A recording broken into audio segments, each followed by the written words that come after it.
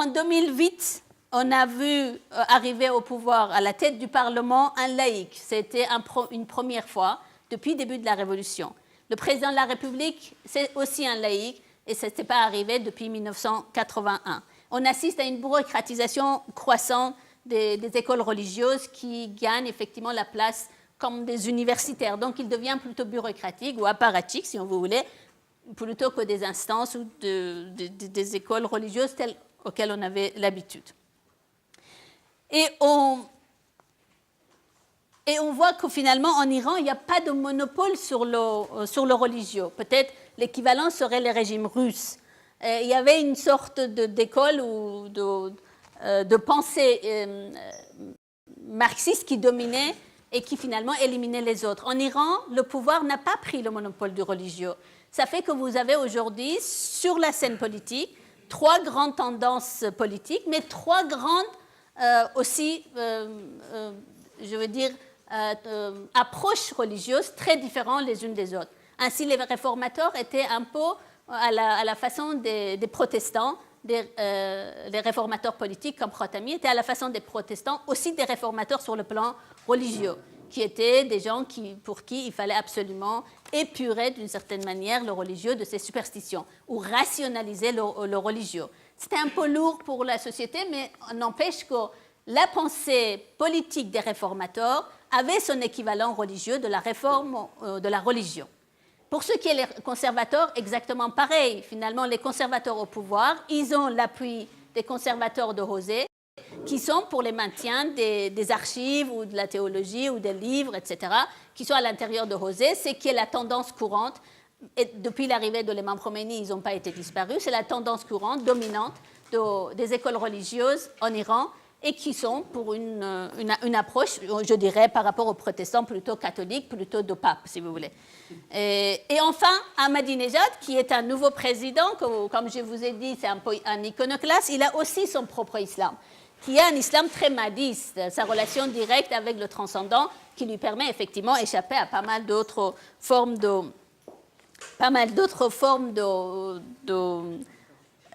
démarche, parce que finalement, ça le situe directement avec son transcendant qui rend légitime pas mal de son action. La rue également, il a son islam, et en cela, il est aussi, d'une certaine façon, on peut dire, autonome. Cette couleur verte qui vous est parue un beau jour devant l'écran télévisé, en fait, c'est une couleur qui montre une légitimité islamique, c'est la couleur de descendant du prophète, etc. On peut dire autre forme de superstition ou de croyance. Donc, par ce petit point, je voulais juste montrer d'abord le pluralisme du religieux qui a de toute façon sa légitimité et qu'aujourd'hui, il peut créer l'unité, mais plus du tout substituer à la question politique parce que tout dépend qui est au pouvoir. Et il assure effectivement, s'il lui reste quelque chose, il assure ce qui est la question, l'exception iranienne, de laquelle parlait Mounia et que peut-être dans le débat on pourrait revenir, c'est la coloration que les Iraniens auxquels ils ont besoin pour pouvoir marquer une présence différente. Ils parlent souvent des Japonais, d'ailleurs l'exemple des Japonais en disant on va être on va avoir un islam un peu à la japonaise, enfin un pays démocratique un peu islamique à la japonaise, parce que les Japonais ont gardé leur tradition tout en se développant, et les Iraniens, en gardant le chiisme, en fait, c'est un plan de développement à la japonaise qui sont à la recherche. Le deuxième point, oui, ce n'est pas les tortionnaires, les Japonais pour les Iraniens, pas pour l'instant en tout cas. Le deuxième point, c'est qui permet de montrer justement le passage, la fin d'un cycle, c'est en fait l'arrivée au pouvoir d'Ahmadinejad qui a mis fin à cette bifactionnalisme qui était un peu, qui permettait d'équilibrer la République islamique de point de vue politique, si vous voulez. Depuis le début de la Révolution, en fait, il y a eu les libéraux et les Hezbollahi, il y a eu les radicaux et les modérés, il y a eu les réformateurs et les conservateurs. C'est toujours ce bifactionnalisme. Cela absolument n'a pas donné naissance à une partie politique. En attendant, ça a été fort pour justement mobiliser. La République mobilise encore lors des élections, malgré tout ce qu'on peut dire, lors des élections avec tous les censures ou le pré-censure, etc. Avec 4 candidats, en 2009, 4 candidats ont reçu l'agrément sur 437 candidats. mais ça n'a pas empêché les Iraniens à 80%, bon, on peut dire ça, on a fraudé beaucoup, à 80, soit 70% de mobilisation dans la société. Donc cette force de mobilisation de la République, il est en quelque part, il est dépendant aussi à ce qu'il a pu créer autour de cette tension bifactionnelle en Iran. Donc l'arrivée au pouvoir d'Ahmadinejad, il a pratiquement détruit ce bifactionnalisme parce que du coup Ahmadinejad, l'iconoclaste qu'il est, il est hors ce champ. Mais l'arrivée au pouvoir d'Ahmadinejad, il a aussi consacré un autre changement qui est le changement générationnel.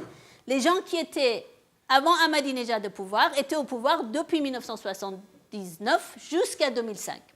Ça veut dire à peu près 25 ans de règne, comme une chaise musicale, il tournait autour et il partait, il revenait, il partait, il revenait. Donc pendant les 10 premières années de la République, c'était des réformateurs, des tendances très socialisantes à cette période. En 90, jusqu'à moitié, c'était la droite qui est revenue. À partir de 90, à nouveau, c'était la gauche, l'égalité sociale, etc. Jusqu'à... Ah, d'accord. Donc, on me dit que je dois avancer plus vite. Merci. Donc, mon troisième élément pour parler, et là, c'est Monia qui gagne, je voulais parler de la libéralisation économique. Et ce qui se cache derrière, ça veut dire la crise, finalement, permet une chose, c'est l'avancée sur le champ économique. Mais c'est comme je vois que c'était, je dirais, c'est presque un complot. Je vais passer sur la libéralisation économique qui m'aurait servi pour dire que finalement, on est passé d'un cycle, parce qu'on est rentré dans une nouvelle passe avec ces nouvelles sociétés qui fonctionnent entre le privé et le public et qui ont brouillé pratiquement la frontière entre les deux et qui fait que l'État qui a perdu le contrôle, il a plus de présence dans les sociétés économiques, mais qu'il a complètement perdu le contrôle. Ça veut dire, d'une certaine manière, les sanctions contre l'Iran, la guerre, les sanctions, l'économie informelle ont donné naissance à des nouveaux réseaux, que finalement, ce sont ces réseaux-là qu'aujourd'hui nous tient par les barbichonnettes, je tiens les Iraniens par les on ne sait pas de quel côté ils vont arriver, mais en fait, c'est eux qui sont en train de mener le vrai jeu, et je dirais le jeu le plus intéressant. Et mon quatrième plan, c'est l'arrivée, finalement, la dynamique de la société et l'arrivée sur la scène politique des mouvements sociaux aussi importants que le mouvement vert, donc sur lequel je vais m'attarder. Juste les 5 dernières minutes qui me restent, ne vous inquiétez pas. Donc, le mouvement vert, il est un mouvement de société civile. C'est un mouvement qui est né des élections, et c'est véritablement important de marquer ça, c'est vraiment contre les fraudes. Il sort des élections, donc je reviens pourquoi j'insiste sur ça. C'est un mouvement qui est né dans le siège d'un autre mouvement, c'est un mouvement d'1 million de signataires à l'initiative des femmes contre les discriminations, en fait. Et c'est un mouvement à la tête duquel se trouvent 4 grands leaders de la République islamique. Donc il ne s'agit pas d'en faire un mouvement contre un régime, mais un mouvement à l'intérieur d'un régime. S'il y a une expression pour définir ce mouvement, je dirais une république contre une autre. Ça veut dire, ce n'est pas un mouvement de renversement d'une république, c'est un mouvement de mettre en avant d'autres priorités dans cette même république. Ces 4 leaders, c'est un ancien président de la République, 2 anciens présidents de la République, Hashemi Rafsanjani et Khatami, un ancien Premier ministre pendant la guerre, c'est Moussavi, et un ancien président du Parlement, qui est donc Karoubi. Ça, c'est les leaders qui sortent effectivement, je dirais, de 25 ans, 30 ans de passé de cette République. Qu'est-ce qu'il a de nouveau? Qu'est-ce qu'il a pour justement faire de sorte que l'élan, je dirais, révolutionnaire dans les rues de Téhéran puisse trouver peut-être ces moments d'hésitation, de réflexion, de coupure avec ce qui est les rues de Tunis ou de l'Égypte. En fait, c'est un mouvement de réconciliation nationale. Et pour la simple raison qu'on y trouve non seulement des hommes politiques, mais leurs épouses présentes dans ce mouvement. Et c'est une première. On a aussi notre Michelle Obama, on dirait, en Iran, qui accompagne son mari lors des grands, campagnes électorales. Un premier, mais premier aussi dans ces catégories de la population, c'est quand même important. Ce sont des femmes qui portent le tchador de tête aux pieds, tout en noir. Et donc, c'est dans ce genre dans ce groupe social, cette présence, tenir ses mains, être en place, et puis un homme qui écoute son épouse, tout ça, c'est un effet quand même Il faut être peut-être iranien pour le sentir, mais ça marque une transformation quand même assez importante.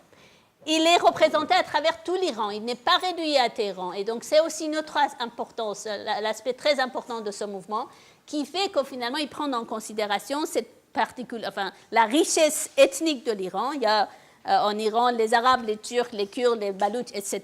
Il n'y a que 50% de la population iranienne, les statistiques ne sont pas bonnes, mais en attendant, 50% de la population iranienne est née dans la langue persane. Ça veut dire les autres, ils sont nés dans une autre langue et ils sont socialisés à l'école avec la langue persane. Donc, ce qui montre un peu cette mosaïque, une autre mosaïque, qui est la société iranienne avec cette richesse des différentes ethnies qui le composent. Enfin, ce sont les gens de différentes opinions politiques qui sont aussi présents dans ce... Ça veut dire, je veux dire, des laïcs et des religieux. Et c'est pour la première fois se réunir dans un mouvement de telle envergure, des gens de tendances politiques différentes, c'est une autre importance de ce mouvement. Enfin, les gens des générations différentes, ça veut dire des jeunes, mais aussi des moins jeunes, des gens qui ont fait la révolution, la génération des parents, etc.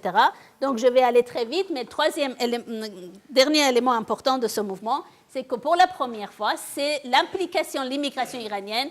L'Iran est un pays qui est rentré dans la modernité par le biais de son immigration.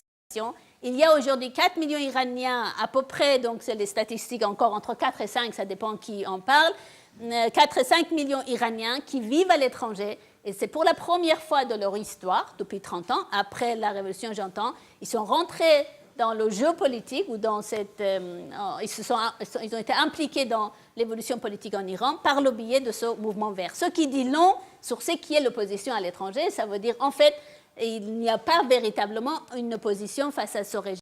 Et ce qui est sa force en même temps de ce régime, c'est cette absence d'opposition représentée en Iran et que finalement son opposition, il l'a dans son propre rouage. Ça veut dire l'opposition iranienne est à l'intérieur de l'Iran et c'est via ce mouvement vert.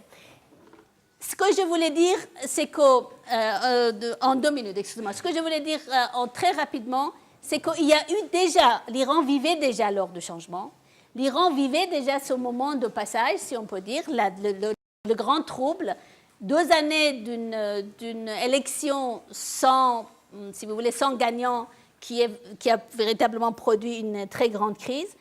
Mais en même temps, ce que je voulais dire par là, c'est que les Iraniens sont très tournés vers eux-mêmes. Ça veut dire, le mouvement en Iran, c'est un mouvement national. Mais l'Iran ne fait pas exception, ou alors c'est une exception qui confirme la règle, puisque ce que j'ai entendu par Antoine Kernen et ce que j'ai pu entendre aussi par Amin tout à l'heure, montre que finalement, curieusement, c'est un aspect paradoxal, et c'est ma contribution au débat de Mounia, puisque depuis le début, c'est de ça qu'elle parlait, et je trouve très intéressant. C'est on peut dire, c'est un des points paradoxaux des mouvements ou de l'éruption de la rue ces jours-ci, c'est que ce sont des mouvements qu'on peut dire, ce sont les conséquences de mouvements tunisiens, où ça s'est créé dans le sillage de mouvements tunisiens, plus ou moins, ça dépend de l'expérience de ces pays-là, mais en même temps, ce sont des mouvements qui sont tournés vers le national. Maintenant, la question pourrait être justement, c'est le transnational qui donne le là, mais finalement, on se tourne vers le national, mais reste le reste, l'aspect sur lequel je n'ai pas parlé, donc l'économie politique de ces mouvements, ça veut dire comment ces mouvements vont articuler à la fois les demandes sociaux de démocratisation, puisqu'on n'en parle que de ça, finalement, ces mouvements, ce sont des mouvements de démocratisation, ces mouvements, ce sont des mouvements qui veulent juste simplement respirer, ils sont contre le despote, ils ne formulent absolument pas des revendications transversaux qu'on pourrait penser à Sharia, à l'islam, à l'État d'Israël, que sais-je, mais enfin on pourrait le penser, mais à aucun moment vous avez ce genre de revendication qui est mis en avant, mais par contre ce sont des revendications simplement, je dirais simplement, mais c'est un mot malheureux, tournées vers l'intérieur, vers le national. Mais le grand moment reste d'articuler les demandes sociales aux demandes justement de revendications démocratiques. Et ces demandes sociales, pour faire ça, cette épaisseur justement historique de chaque société est la seule chose qu'on pourrait avoir pour savoir comment c'est lors de cette articulation qui va passer effectivement peut-être d'autres demandes ou de revendications plus transnationales, parce que pour l'instant, c'est véritablement centré sur les demandes intérieures. Je vous remercie encore et désolée pour avoir